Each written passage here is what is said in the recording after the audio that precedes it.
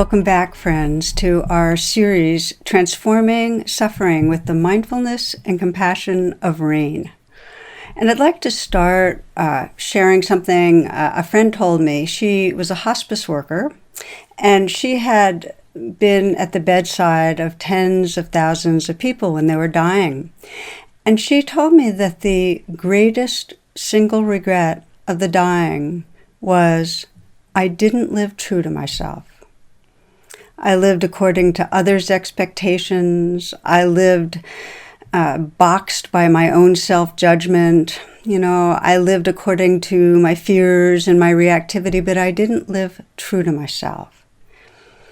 And I was so struck by this because I realized that to live true to ourselves, really to live from our wise and awake hearts, we need meditation practices, ways of training our hearts and minds that help us step out of the grip of limiting beliefs and reactive emotions, that help us step out of that identification with a very separate, small, threatened self.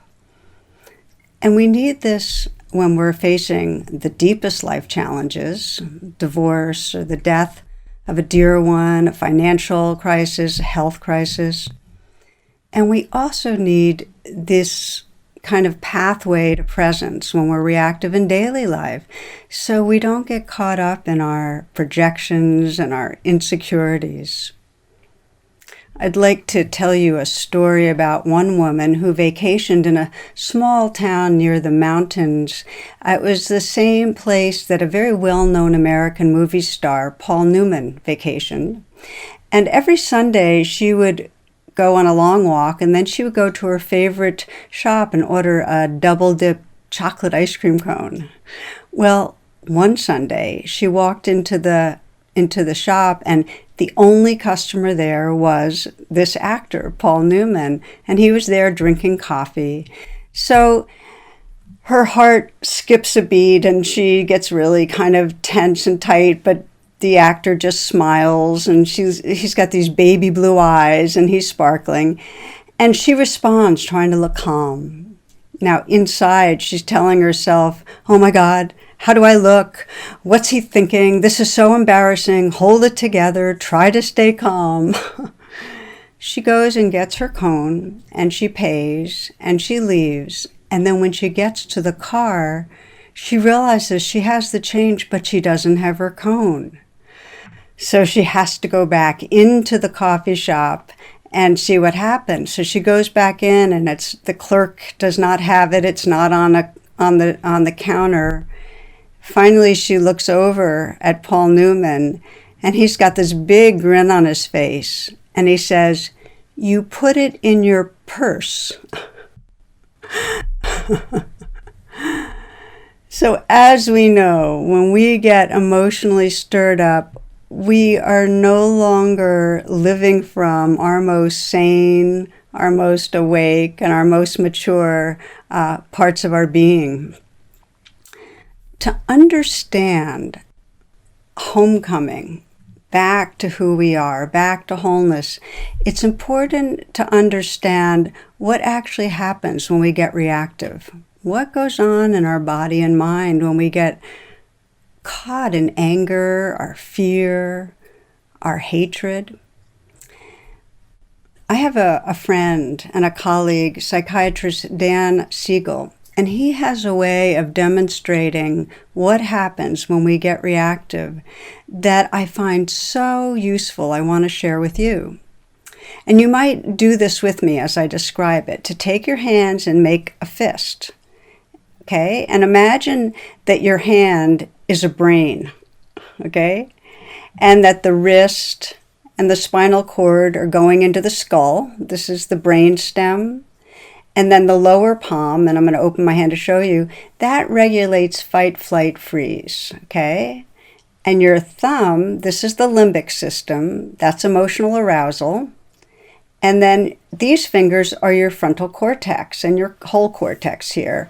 And that perceives the outside world. It's the home for reasoning and thinking. Now the prefrontal cortex, these very front of my fingers here, that correlates to attunement, to empathy, and to intuition. So mindfulness gets activated from this frontal cortex, and it has fibers that go down and inform the lower area. And the more mindfulness we have, the more when something's going up on our mindfulness, our executive functioning can inform and down-regulate. It gives us perspective, access to morality, insight, a remembrance of the larger social good. So as you see, information flows up. We might get activated and think, oh no, something's going wrong, I'm in danger. But then there's information flowing down from our frontal cortex that says, you've been in this situation before. It's going to work out. Don't worry. Now, what happens when we have a lot of stress, okay, when something triggers us, is we can flip our lid. Okay, we can lose our connections. And when that happens, information's only flowing up, where our whole reaction is being dominated by our survival brain, by our brainstem and our limbic system, and there's no regulation going on. So what we need to know, and this is from an evolutionary perspective, is that when we get reactive, what's happening is our limbic system here has taken over, and we're no longer connected with our prefrontal cortex, which is the more recently evolved part of our brain. And this tendency to get hijacked by the less evolved parts of our brain leads us to fight, flight, freeze. It's the source of all the violence and suffering in the modern world. When we get reactive like that, it leads to war and racism, addiction, suicide, all our emotional suffering. There is a story from the mythology of the Buddha that guides us in how, if we're reactive, how to get reintegrated, how to bring mindfulness and compassion back online. The Buddha often would teach in fields outside of villages, and many people would gather. And on some occasions, the Buddha's loyal attendant Ananda would see Mara, the god of the shadow side, on the outskirts. Now Mara is the god of greed and hatred and aversion and delusion, all the unwanted and shadow qualities that live in every one of our psyches. And when Ananda would see Mara in the field, he'd get very upset. And he'd race over to the Buddha and say, oh no, Mara's here. But the Buddha had a very different response. He walked right over to Mara and he said to him, I see you, Mara. Come, let's have tea. I see you, Mara. Come, let's have tea. To me, this profound teaching from the Buddha really guides us in how we can relate to the challenging emotions that create so much reactivity in our bodies and our hearts and our minds. Now, just to take a moment, you might consider if a child, a young child, is very upset, what do they most need from their parents or their caretakers? Well, they need the parents or caretakers to see and understand that they're upset. They need to be seen. And they need to feel compassion. They need to feel that there's care coming in their direction. When we bring mindfulness and compassion inwardly, we're having tea with Mara. We're seeing what's going on inside us with clarity, and we're holding it with kindness. It's a kind of what I call spiritual reparenting. Seeing and having tea with our emotions allows them to heal. It allows us to reconnect with the gold. There's an evolutionary psychologist, Luis Cozzolino, who says we're not survival of the fittest, we're survival of the nurtured. And think of it. Individually And as a species, our survival and strength comes from being well cared for, being understood, appreciated, and loved. What I'd like to do is share a simple story with you now of how rain does this transformational self-nurturing, how step by step in rain we can have tea with Mara and heal. And in this particular story, a woman I worked with quite a while ago, the situation that triggered her, where she kind of flipped her lid, was at her weekly staff meeting with her corporation's CEO. Now, he was a very brusque guy. He would cut off anyone he thought was wasting his time. And although she was really highly qualified for the job, and she knew her competence, he intimidated her. So when she was around him, she'd feel fearful, and she couldn't respond from her full intelligence. She was cut off from her full frontal cortex activity, and she couldn't communicate her ideas or perspectives. We call it brain freeze. So I helped her learn how to practice rain before one of those meetings. Now let's just go through the steps. She would feel that anxious feeling, anticipating the meeting, and she could recognize that. She could recognize, okay, this is anxiety, and name it like that. And then I invited her to just allow it to be there. This is basic mindfulness. Recognize it and allow it, not to fight it, not to deny it, not to judge it. Okay, anxiety's here.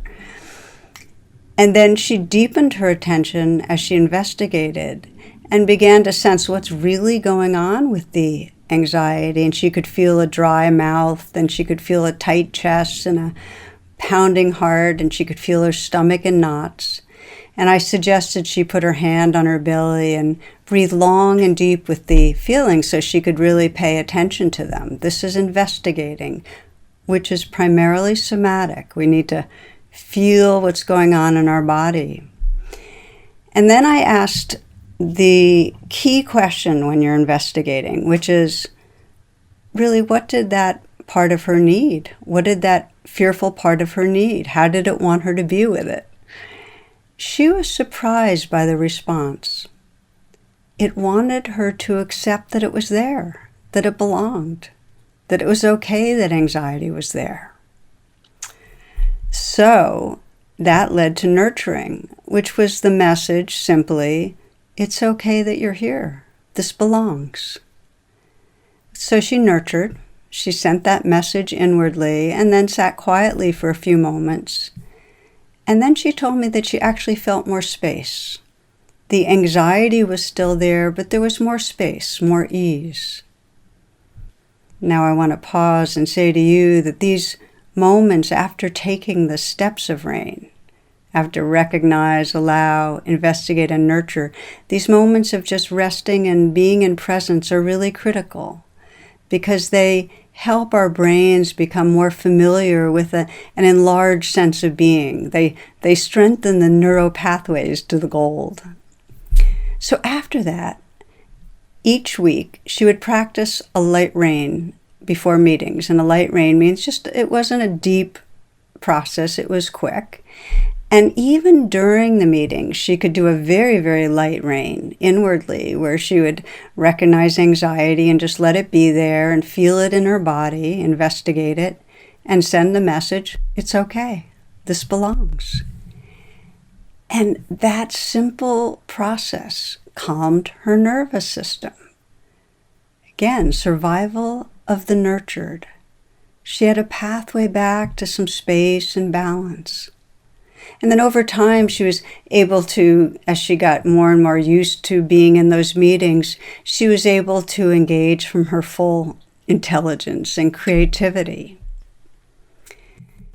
I share this story because everyone I know has situations that can trigger Mara, the shadow or the difficult emotions. Every one of us has them.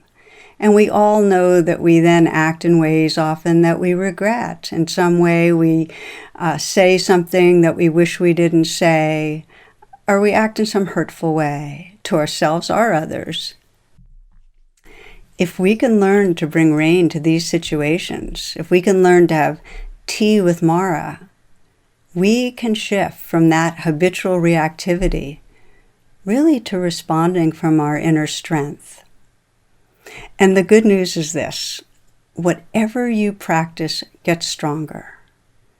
In other words, if you keep replaying your reactive pattern of be anxious and go into brain freeze, or blame yourself and feel small, or get angry and lash out at another person, every time we play it out, we're strengthening the neural pathways to incline us to do it more.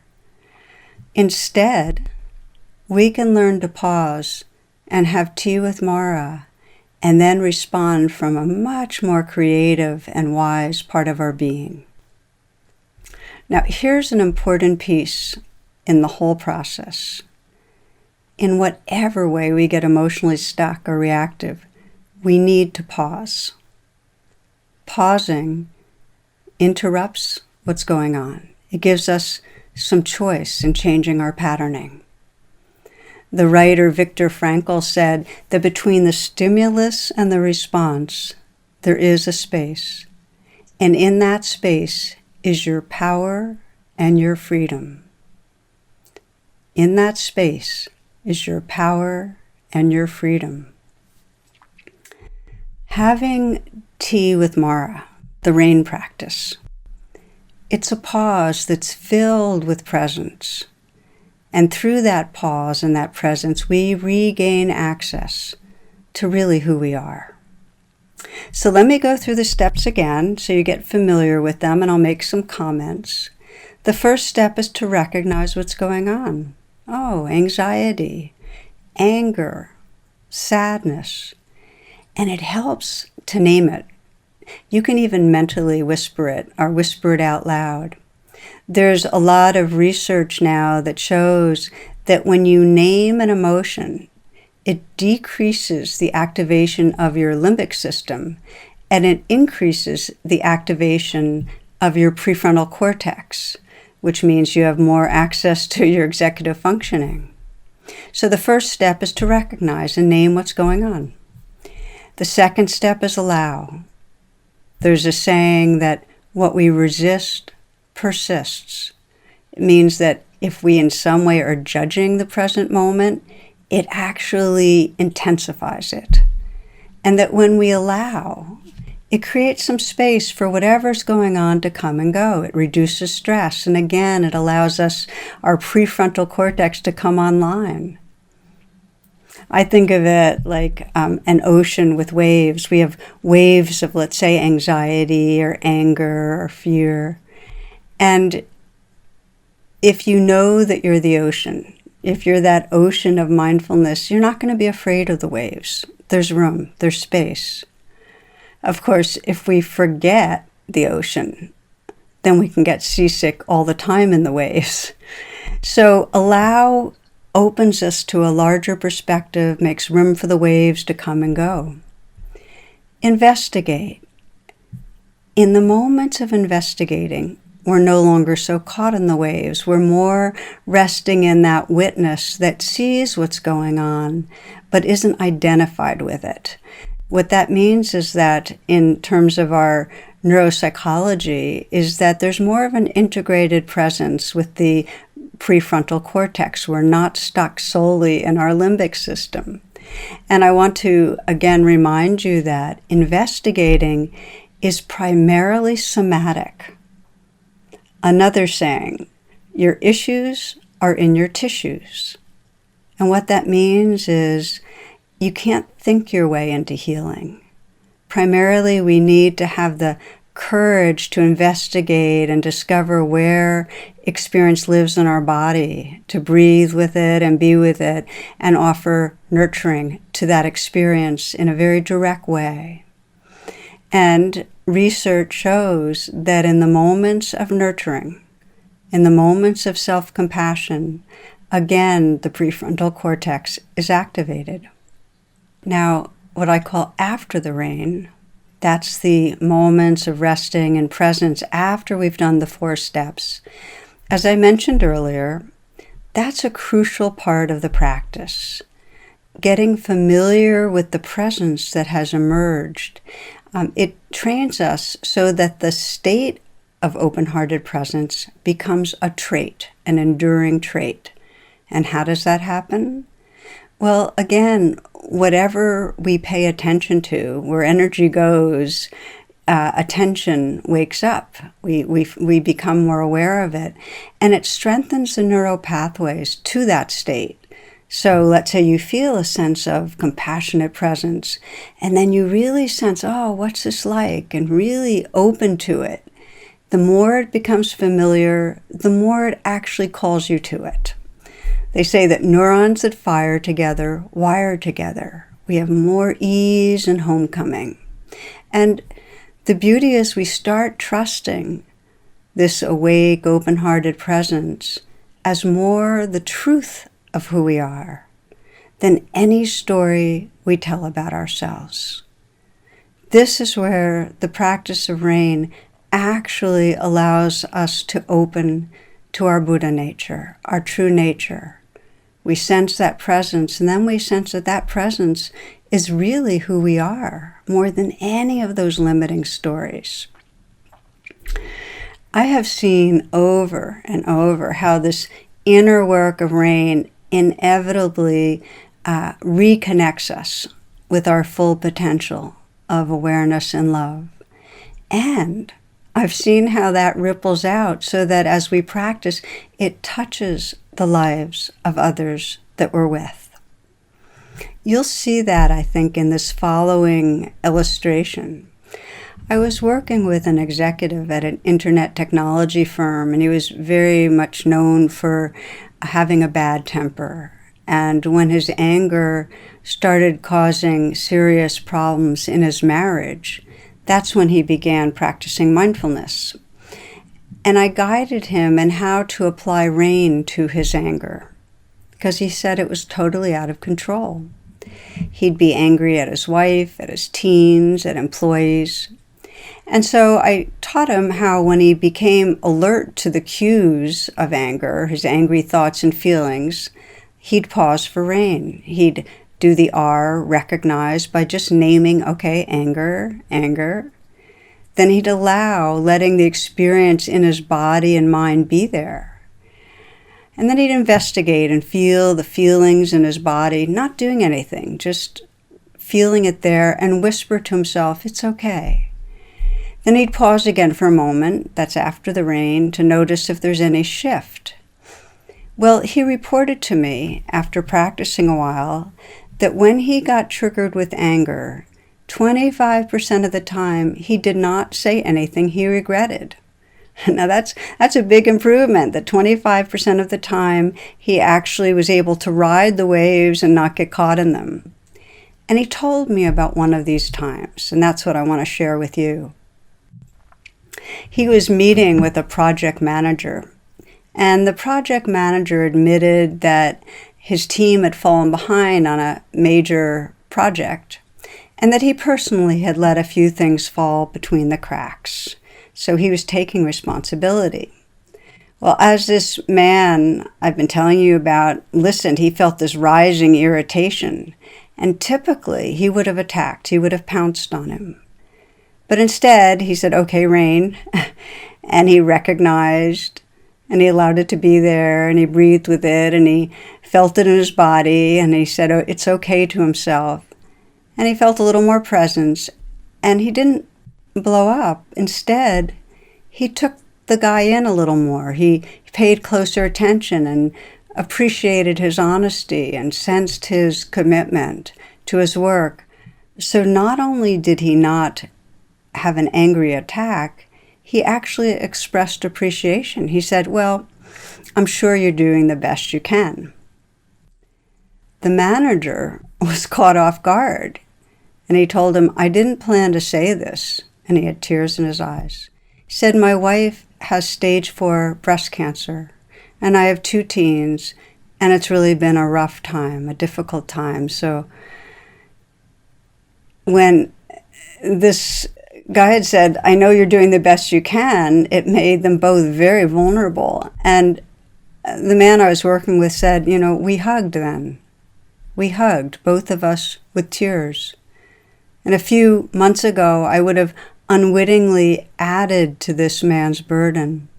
And there we were hugging. It was one of my saddest and best moments. It was like I found my way back to being a real human being. Most of us, if we're honest, can see how when we get caught in our reactivity, we leave our best self.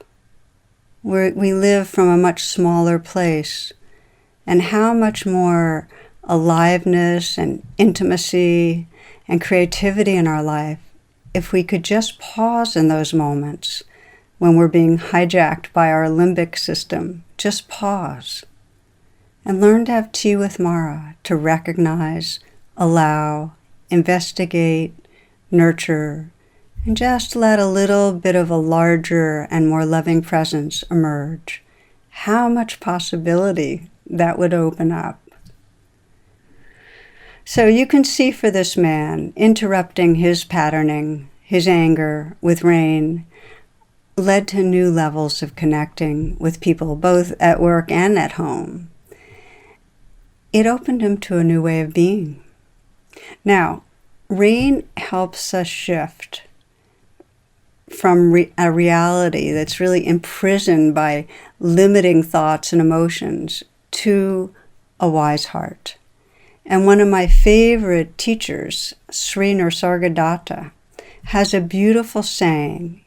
He says, "The mind creates the abyss, and the heart crosses it." The mind creates the abyss, and the heart crosses it. Our mind, with all the stories about who's wrong, what's going to go wrong, all the fear-based thinking, creates separation. And our heart, when we learn to deepen attention and have tea with Mara, our heart learns to reconnect. Our heart learns to bring us back home to loving presence. Before we practice together, I'd like to just offer a few guidelines to support you as you explore this on your own. And one thing is that the length of rain can vary. I shared one story where the woman, sometimes even in the middle of a meeting, could do a little miniature or light rain. And that would just take, 30 seconds. Could be a few minutes where we just pause and go through the process. Our rain can be like a therapy session, could take 30, 45 minutes if we really immerse into it. So what this means is you can practice whenever you get triggered by Mara, a short version at work, or you can practice a longer version when you have more time. You can do rain alone. It's also very powerful to do rain with the guidance of a therapist or a teacher or a healer. And for more and more people now, people are doing rain with a partner, with a peer. And that is, I found, is incredibly helpful to people. When I lead workshops now, increasingly I'll guide people in small groups doing rain and sharing the process with each other. And if these kind of alternatives interest you, all the information on rain is on my website under Rain Resources homepage.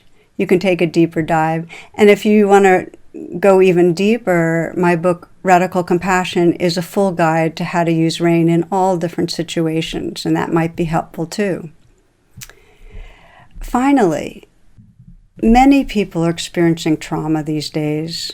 People have been traumatized all through history, but we're becoming more aware of it.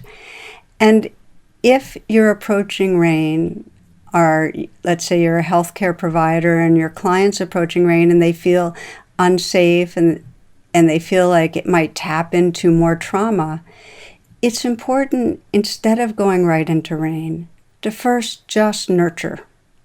We call it resourcing sometimes.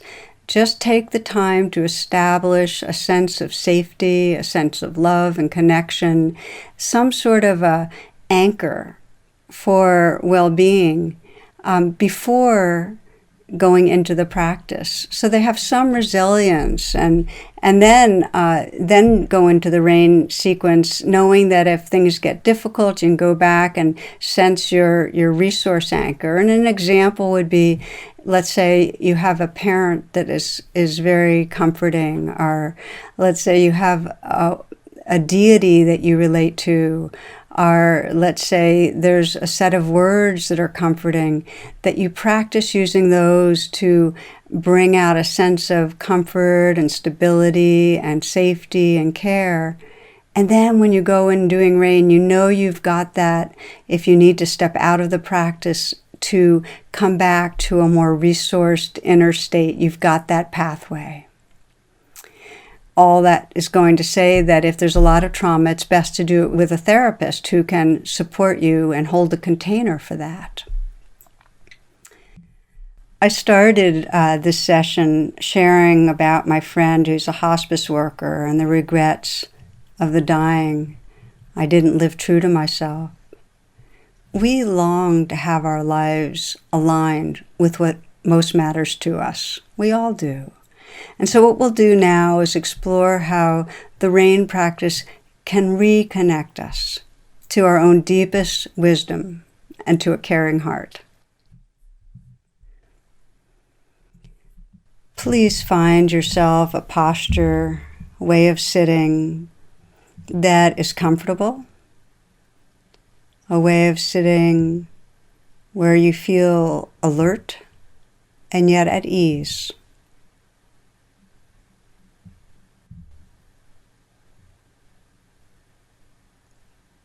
And once you settle down some, you might close your eyes.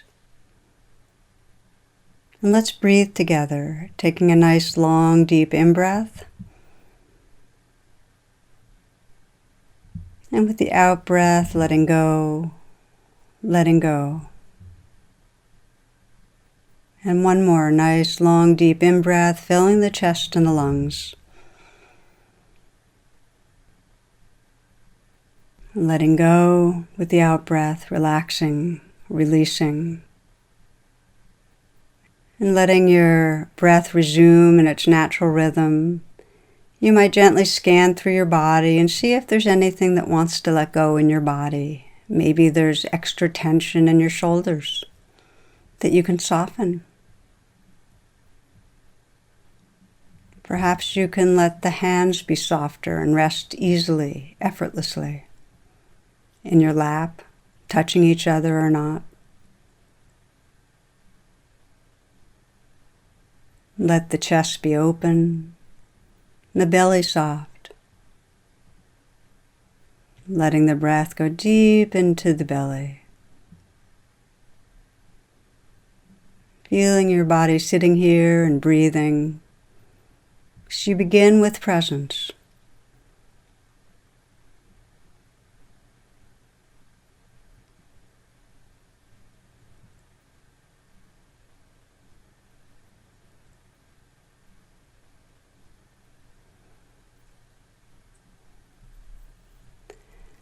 Now I invite you to bring to mind something about your current life that triggers difficult emotions such as anxiety, anger, or self-judgment. It might be related to work, or perhaps it's something going on in a relationship, some conflict. Maybe something to do with parenting, your concerns for other people. It may have to do with stress around your health or another's health, finances, or maybe it's an addictive behavior you're worried about. Bring to mind something that triggers difficult emotions, but not trauma, because that won't serve you as we practice together.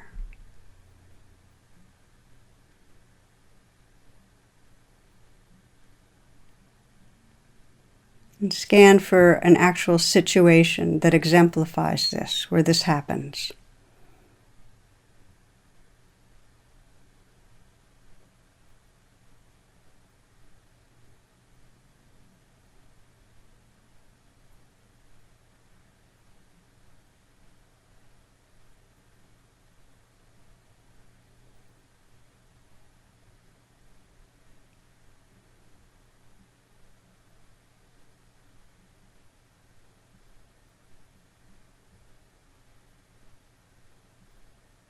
Once you have a situation in mind, take some moments to actually enter the experience. So you're visualizing the scene that you're in. If it involves another person, perhaps hearing the words and seeing their face.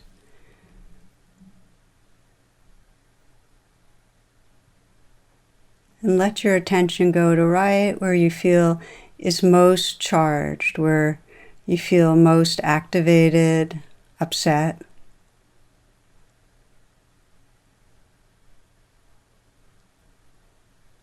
Sensing the worst part of this.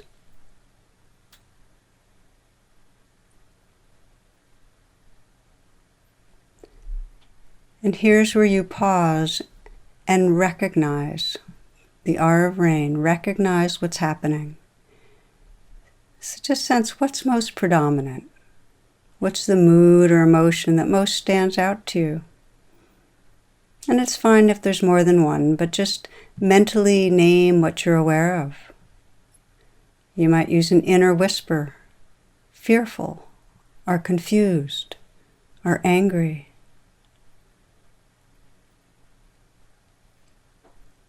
Naming and recognizing what you're aware of.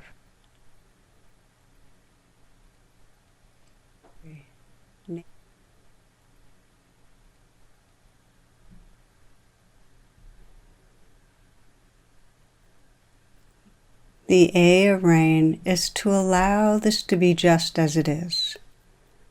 Allowing is a pause within the pause, where you intentionally agree to let whatever you're experiencing be here. You might say, this belongs. Like a wave in the ocean. This experience belongs in your overall experience. This is part of it.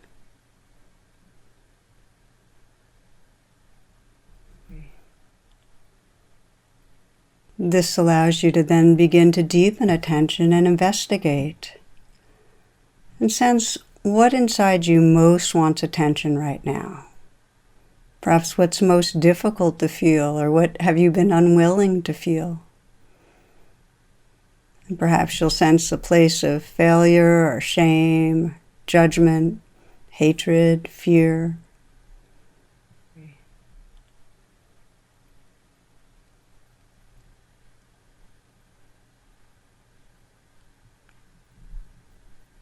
As you sense this whole situation and these feelings, you might notice, well, what am I believing right now? Am I believing something bad's going to happen? That something's wrong with me? That I'm failing in some way? That something's wrong with someone else or with life?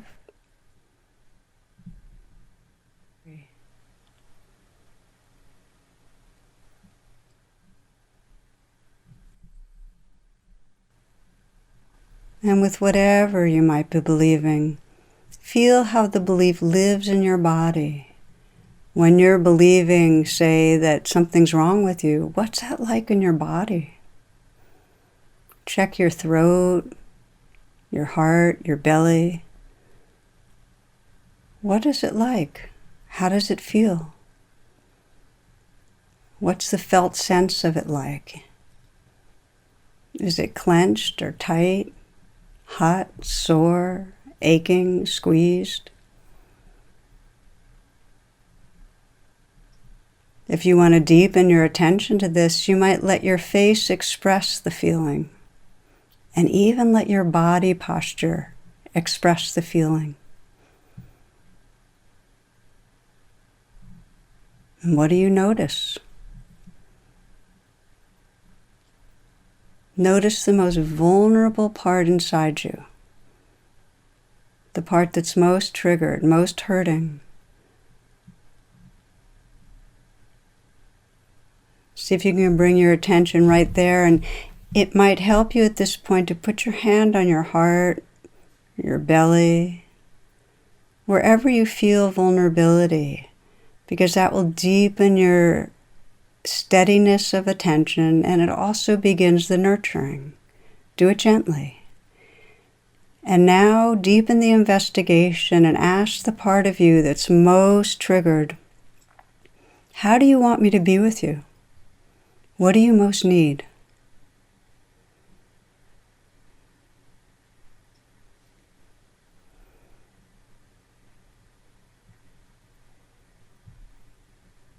What is this place in you need to trust or feel or remember?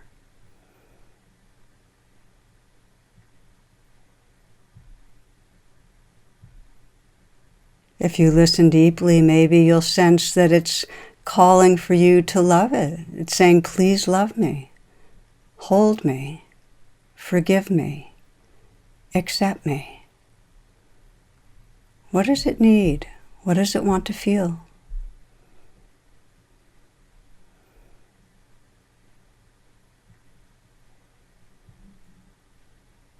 For the N or nurturing, you might gently adjust your posture, take a few deep breaths, and feel your intention to offer care to the part of you that most needs it.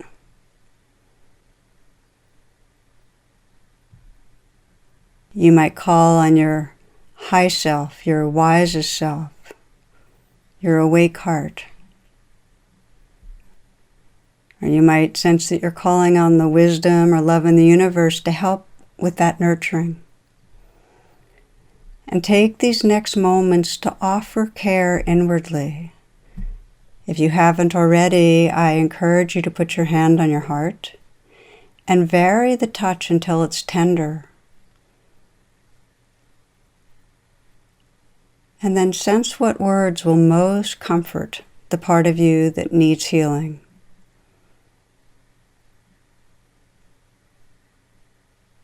It might be as simple as, I love you, or trust your goodness, or I'm here, I'm not going away, or thank you for trying to protect me, but I'm okay right now.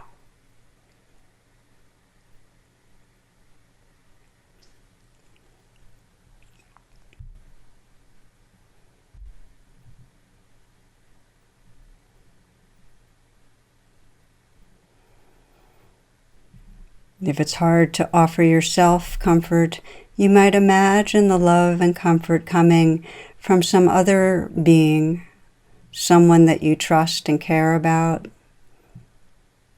parent, a child, a friend, a pet. Might be from a spiritual figure that you trust and love. Imagine the words and the energy of care flowing in through your hand into your heart.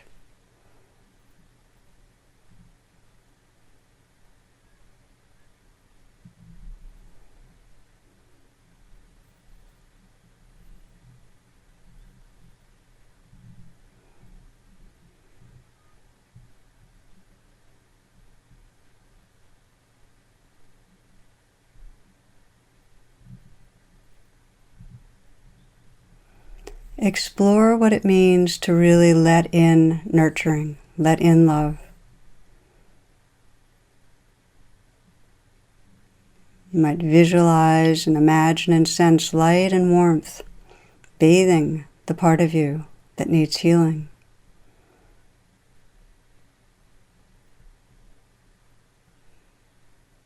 You might imagine the part of you that's scared or vulnerable just surrendering and dissolving and relaxing into loving presence. Filled and held by loving presence.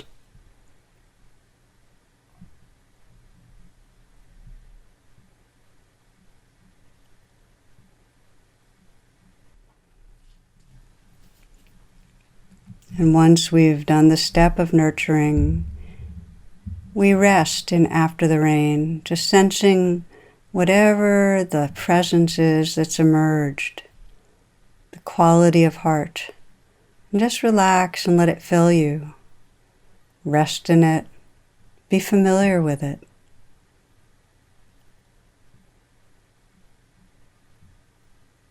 Just noticing the difference between when you started the meditation and this heart space and presence that's here now.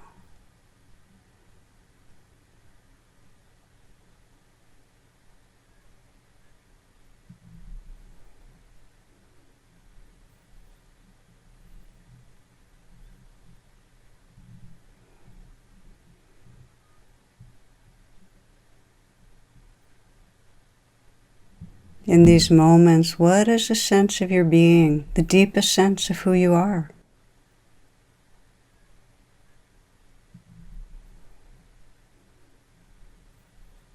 Who are you when you're not believing something's wrong with you or wrong with the world?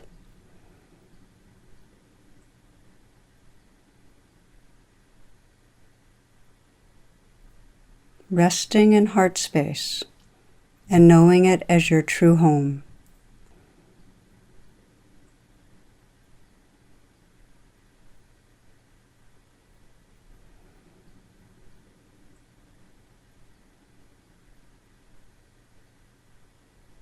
As you feel ready to end the meditation, please take a few breaths and open your eyes.